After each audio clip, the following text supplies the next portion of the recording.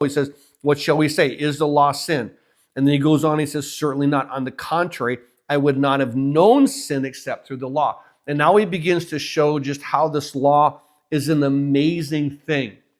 The law, as we see in verse 7, does this. It shows us what is wrong.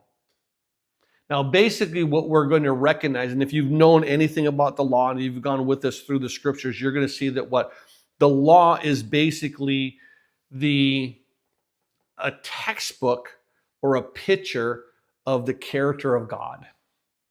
It is holy, it is just, it is good. Everything is like, you want to know who God is?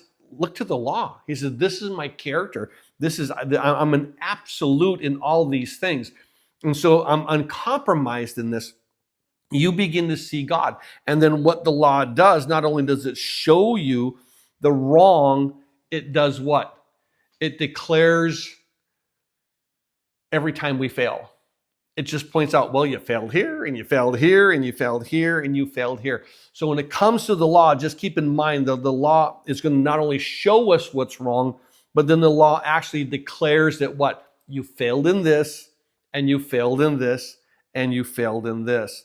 And so if you think about it in this way, if you're driving in any of the roads around here and you see this little sign that says speed limit 30, and you've got this long road, and eventually what happens is if it flashes.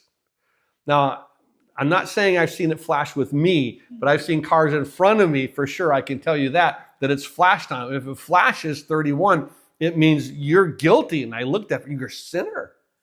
You're just a sinner. And so I know these things are true, but keep in mind that we recognize this, oh my goodness, here is the key to what the law does. The law reveals the sin. It shows us.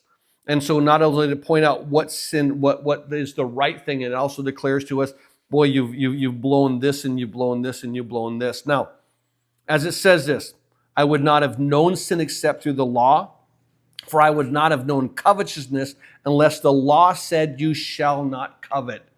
So keep in mind that none of us would have a clue to really what is wrong unless what? Unless there's a law that says, hey, this is the standard. So keep in mind, if there was no speed limit sign, then guess what? Then you could basically just figure out, I'll just drive safe and I'll get there and it's okay.